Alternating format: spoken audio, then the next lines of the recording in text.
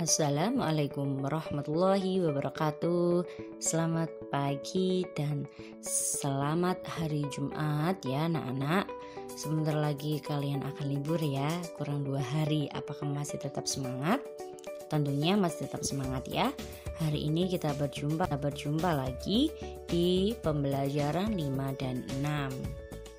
Sebelum kalian memulai belajar, terlebih dahulu kalian membaca doa sebelum belajar ya.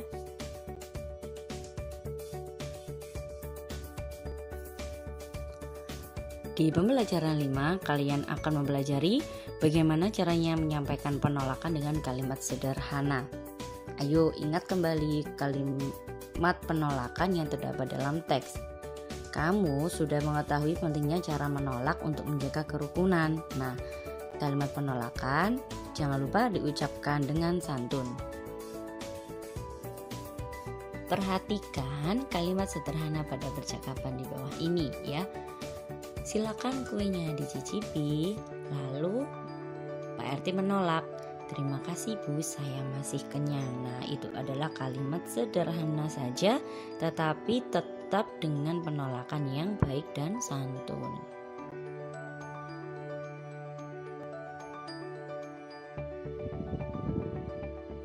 Nah, sekarang lalu kita akan belajar menyebutkan pengamalan sila ketiga Pancasila di lingkungan masyarakat. Ayo, apakah masih ingat apa bunyi sila ketiga? Ini apa? Lambangnya adalah pohon beringin. Nah, di sini ada contoh pengamalan sila ketiga di masyarakat, yaitu yang pertama, kalian mempelajari tarian daerah. Tarian daerah itu kalian harus tahu ya. Dan yang kedua, bangga menggunakan produk buatan dalam negeri. Pastinya tentunya banyak sekali karya anak bangsa kita sendiri ya, produk buatan dalam negeri. Yang ketiga, bersahabat dengan teman dari berbagai suku, tidak boleh membeda-bedakan. Dan yang keempat, bekerja sama menjaga keamanan di lingkungan sekitar ya, itu adalah tugas kita sebagai warga masyarakat. Gambar di samping itu adalah kita semuanya bekerja sama tanpa membedakan suku, ada berbagai suku di situ. Nah, maka dari itu kita sebagai masyarakat dan tinggal di lingkungan masyarakat, kita tidak boleh membeda-bedakan orang lain dari agama maupun dari sukunya atau warna kulitnya.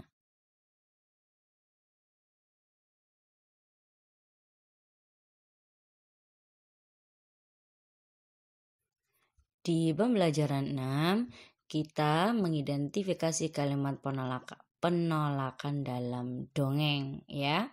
Nah, ada ketika menolak permintaan orang lain, kita harus mengucapkannya dengan sopan ya, sopan dan santun, tidak boleh membentak-bentak atau marah-marah. Nah, maka kerukunan akan terjaga bila kita bertutur kata dengan baik dan sopan.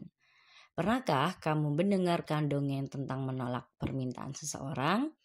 Ayo, ada gadis sini yang suka baca dongeng? Mari kita baca dongeng bersama-sama, kita cari apakah ada kalimat penolakannya. Sekarang kita baca dongeng ini bersama-sama. Ada kisah Cece si jerapah. Di padang rumput yang luas, hiduplah sekelompok jerapah. Ada jerapah bernama Cece dan Cucu.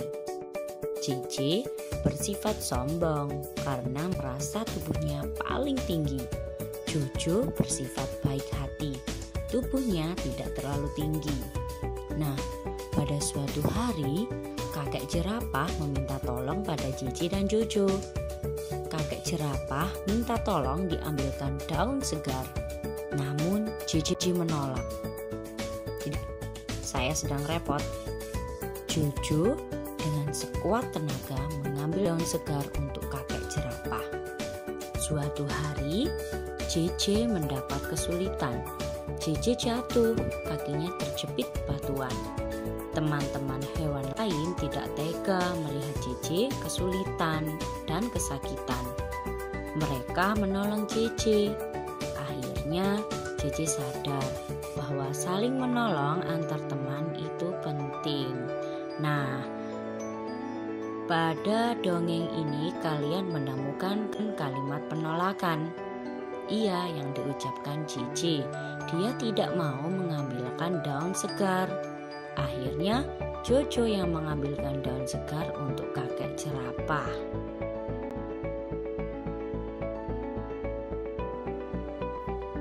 Dalam dongeng kisah Cici si jerapah terdapat sikap gotong royong. Siapa? Teman-teman Cici dan Jojo. Ketika Cici tidak mau mengambilkan daun segar untuk kakeknya, maka Jojo dengan sekuat tenaga mengambilkan daun segar untuk kakeknya. Selain itu, terdapat sikap adil dalam menolong orang lain, yaitu teman-teman Cici. Mereka bergotong royong dan mereka saling menolong. Sikap tersebut sesuai dengan pengamalan sila keempat dan kelima Pancasila.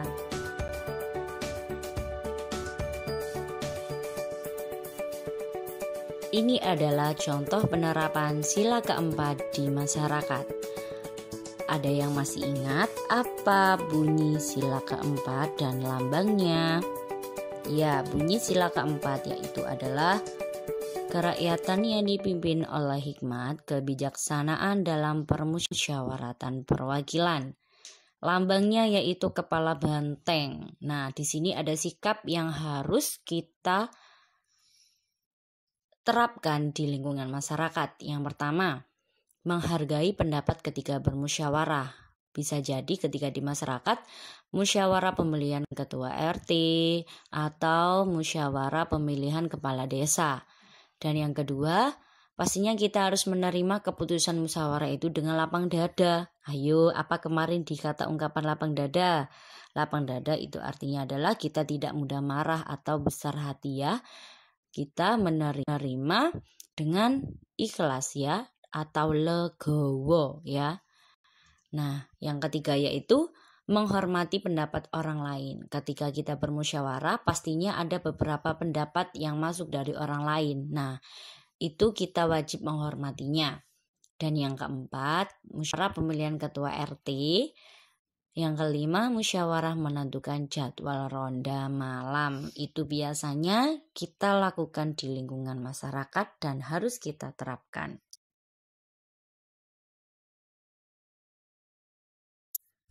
Penerapan sila kelima di masyarakat. Lambang sila kelima yaitu padi dan kapas, ya. Bagaimana bunyinya? Keadilan sosial bagi seluruh rakyat Indonesia. Nah, di sini ada contoh sikapnya. Yang pertama yaitu gotong royong membersihkan lingkungan, ya. Biasanya kita gotong royong membersihkan lingkungan itu kalau mau 17 Agustus kemarin, ya. Dan yang kedua yaitu menjunjung tinggi semangat kekeluargaan dan gotong royong dalam kehidupan sesama tetangga, sesama masyarakat dan warga sekitar. Dan tidak hidup boros atau menghemat dan menabung. Yang keempat yaitu kita harus bersikap adil terhadap siapapun itu. Dan yang kelima menghormati hak-hak orang lain. Dan yang terakhir yaitu menghargai hasil karya orang lain. Itu adalah penerapan sila kelima yang harus kita terapkan di lingkungan masyarakat.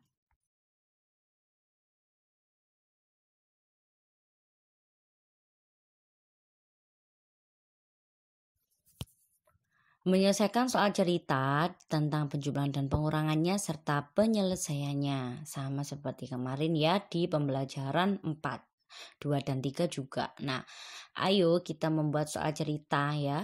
Nah, kata-kata yang berkaitan dengan penjumlahan itu biasanya kalau di soal cerita ada kata diberi, membeli lagi atau banyak gabungan itu mempunyai arti penjumlahan. Dan kata-kata yang berkaitan dengan pengurangan itu adalah diberikan kepada, sisa, selisih, atau terjual. Itu adalah kata-kata yang digunakan ketika kita membuat soal cerita tentang pengurangan.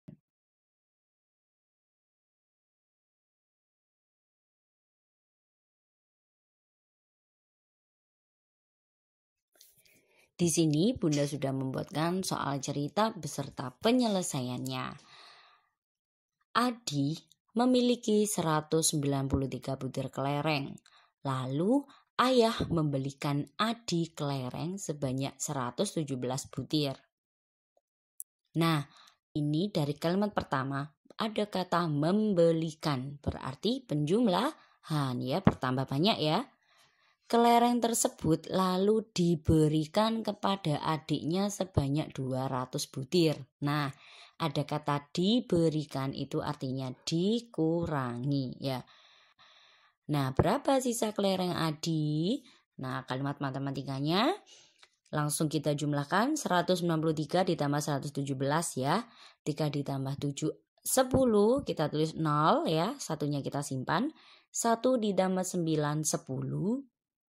10 ditambah 1 11, kita tulis 1, satunya kita simpan.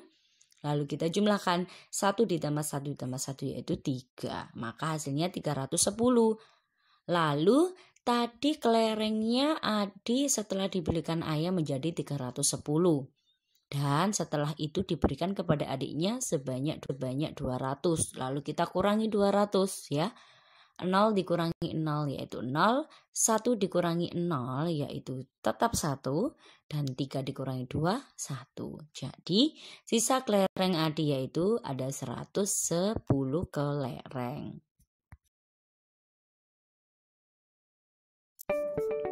Nah, tugas kalian hari ini adalah kerjakan soal nomor 1 sampai 5 ini di buku tugas tematik kalian ya.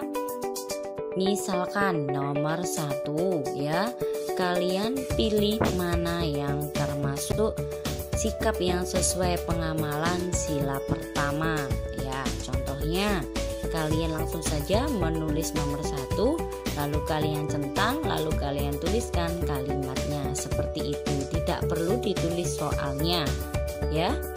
Dan jangan lupa difoto dan dikumpulkan di Google Classroom Bunda Yuni. Nah, hari ini anak-anak pembelajaran kita di tema 1 subtema 4 PB 5 dan 6. Nah, besok kalian akan membuat kolase dan mood ya. Setelah ini kalian akan melaksanakan PH subtema 4 lalu UH tema 1. Jadi Bunda berharap kalian belajar di tema 1 ya. Kurang lebihnya Bunda mohon maaf. Wassalamualaikum warahmatullahi wabarakatuh. Bye bye anak kelas 2.